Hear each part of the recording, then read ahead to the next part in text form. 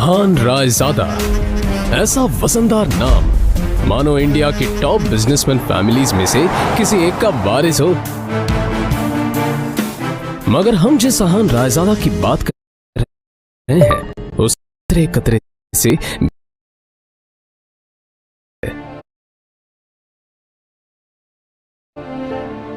अहान एक करोड़पति business family का दामाद तो जरूर है, मगर उसकी हालत पर घर के नौकर भी कहते हैं, कुछ पैसे चाहिए तो बता देना, तुम्हारी गरीबी देखी नहीं जाती। कहने को तो अहान जैसी रिच फैमिली के दामाद सड़कों पर महंगी कार दौड़ाते थे, महंगे क्लब्स में जाते थे, मगर अहान की लाइफ में 3 चीजें आम थी। पहली चीज बेइज्जती, दूसरी चीज बहुत बेइज्जती और तीसरी चीज बहुत से भी ऊपर वाली बेइज्जती। और हाँ, कभी कभी वो किसी रईस को जब अपनी बीवी को एक महंगे होटल में खाना खिलाते देखता था तो वो खुद से कहता था, एक दिन अपना भी टाइम आएगा जब मैं महंगे सूट में ऐसी किसी महंगे होटल में अपनी बीवी शनाया को टशन के साथ खाना खिलाऊंगा। जब वो मेरे सीने से लग के एक रोमांटिक डुएट में मेरे साथ रोमांटिक कैंडल लाइट डांस करेगी ना तो वहां बैठे सारे रईसजादों के सीने पर सांप लौटेंगे।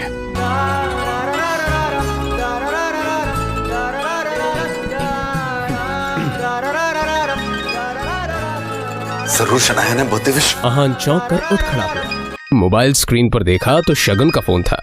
अहान के सारे सपने छूमंतर हो गए।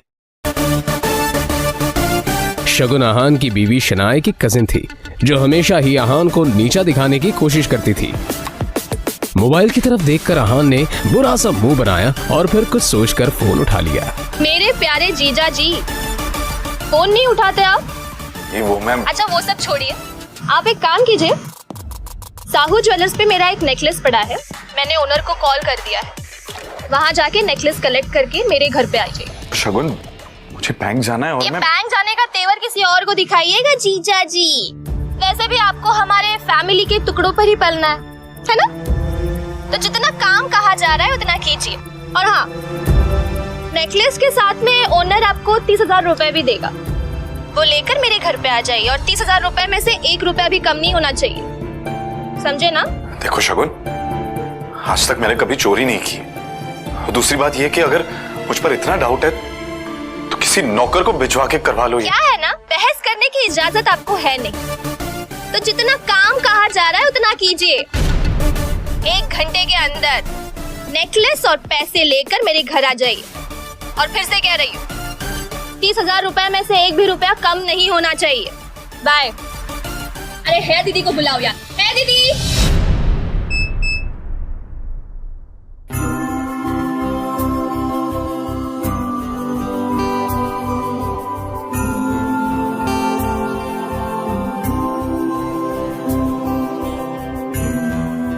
जल्द ही अहान फ्रेश होकर बाथरूम से बाहर आया और जल्दबाजी में अपनी अलमारी की तरफ बढ़ा, जिसमें 2 जोड़ी पुराने कपड़े रखे थे। उनमें से जो सबसे साफ कपड़ा था, अहान ने उसे पहनने के लिए चुना।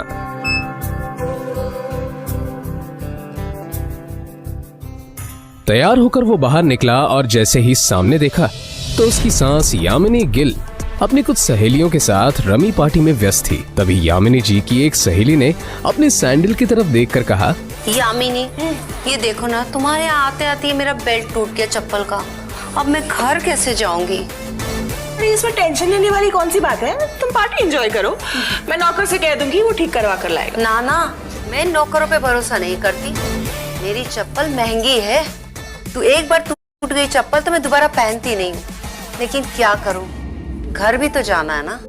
अहान उस तरफ से निकला ही था जब यामिनी जी की नजर उस पर पड़ गई। डोंट वरी, नौकर नहीं है, नौकर से थोड़ा ऊपर ही है, वो तुम्हारा काम अच्छे से करेगा। आहान सुनो, ये चप्पल लो और उसे ठीक करा कर लाओ। तभी यामिनी जी की सहेली ने कहा, यामिनी, ये सब काम दामाद से अच्छा नहीं लगता। अरे तुम इतना टेंशन क्यों ले रही हो, वैसे भी ऐसे ये सब काम करने में बड़ा मजा आता है। तुम लोग को भी कोई काम हो तो बता दे रहा। दामाद है तो क्या हुआ, चप्पल भी ठीक नहीं करा सकता? कुछ तो करे, वैसे भी कुछ करता धरता तो है नहीं। ये बातें सीधा आहान के दिल पर आकर लगी, मगर अब उसे ये सब हमेशा ही सुनने की आदत हो गई थी। उसे याद था कि आज उसका बर्थडे है, मगर ये सिर्फ उसे ही याद था, बाकी किसी को भी इससे कोई मतलब नहीं था। शगुन का काम करना चाह रहा हूं। बहस मत करो, जो काम दिया है वो करके आओ। दामाद है तो दामाद की तरह रहो।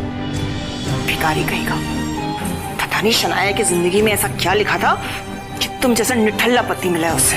और अब यामिनी जी की सहेली ने आहान को उसकी टूटी हुई सैंडल की स्ट्रैप दिखाकर कहा, ये वाली चप्पल ठीक करना है, महंगी दुकान में ठीक करवाना, समझ में आया? कहते हुए उसने आहान का हाथ उठाकर सैंडल उसके हाथ में पकड़ा दिया।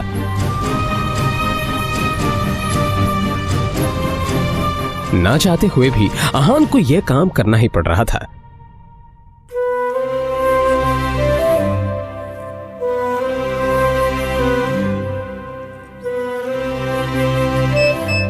उसके मोबाइल पर उसकी बीवी शनाया ने मैसेज किया।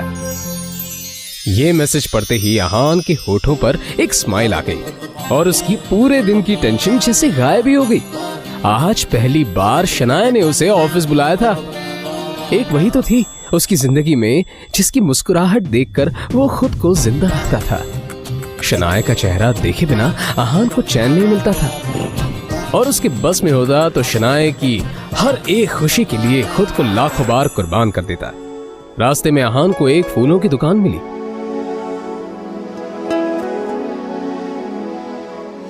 और अपना पर्स निकालकर देखने लगा। उसमें सिर्फ 500 का एक नोट पड़ा हुआ था। जैसे ही आहान वापस मुड़ा तो उसे शगुन का काम और अपनी सास के दिए हुए काम याद आ गए।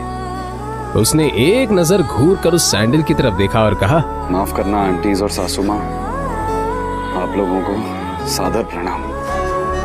पर शनाया से बढ़कर मेरे लिए और कुछ नहीं है। थोड़ी सी डांट सुन लेंगे आपसे। और फिर उस पैसे से आहान ने शनाया के लिए फूलों का वो बुके ले लिया। आज वो पहली बार गिल कंस्ट्रक्शन के ऑफिस जा रहा था, जो कंपनी गिल खानदान की थी। ये सोचकर आज वो फूला नहीं समा रहा था कि वहां उसका अच्छे से स्वागत होगा कि तभी सामने से आने वाले एक आदमी से आहान टकरा गया। उसका नाम देव मल्होत्रा था। यू इडियट, दिखाई नहीं देता तुम्हें? पता नहीं कहां से मुंह उठाकर चले आते हैं।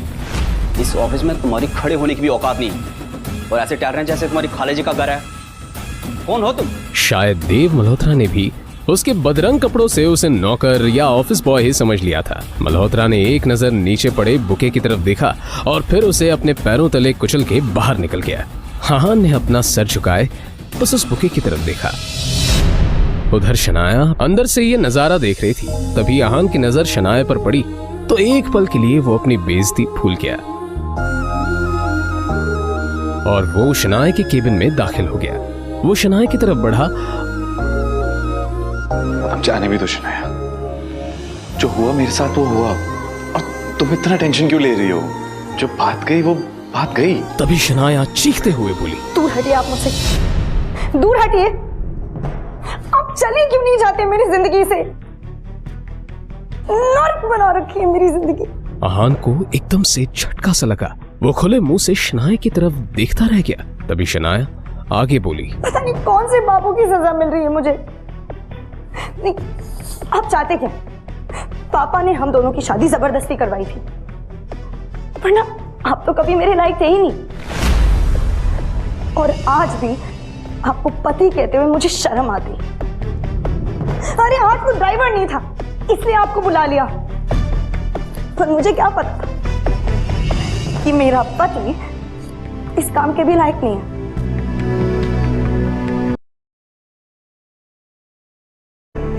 अब कैसे होगा काम मेरा? आंखों में आंसू लिए शनाया ने आगे कहा, मैं जहां पर भी जाती हूँ आप मुझे बेइज्जती के सिवा और कुछ नहीं दे सकते। सिर्फ एक बदनुमा दाग बनकर रह गए आप मेरी जिंदगी पर। इतना कहकर शनाया केबिन के बाहर निकल आई। तभी रास्ते में पड़े बुके की तरफ देखकर शनाया ने कहा, क्या है ये सब? क्या गंदगी फैला रखी है यहाँ पर? फेंको इसे डस्टबिन में। फूल को अपने पैरों से कुचलते हुए आगे बढ़ गई।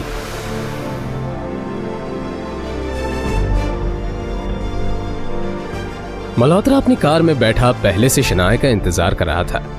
फिर आहान के सामने ही शनाया अपने क्लाइंट मल्होत्रा के कार में बैठी और बिजनेस के सिलसिले में वहीं से जा चुकी थी। तभी आहान के सामने काली रंग की कार आकर रुकी, जिसमें से एक अधेड़ उम्र का शख्स बाहर निकला। आहान उसे देखते ही चौंक गया, क्योंकि उसकी यहाँ आने की उम्मीद आहान को बिल्कुल नहीं थी। वो आदमी आहान के सामने आकर बोला, यंग मास्टर, एशिया की सबसे अमीर कंपनी और रायजादा ग्रुप के अरबों रुपए का बिजनेस एम्पायर आपका इंतजार कर रहा है। वक्त आ गया है कि आप आकर अपना बिजनेस संभालें। आखिर कौन है ये आदमी? आहान के साथ शनाया के इस बर्ताव का कारण क्या है? क्या है आहान की कहानी? जानने के लिए बने रहिए इस कहानी के साथ, सिर्फ और सिर्फ पॉकेट FM ऐप पर।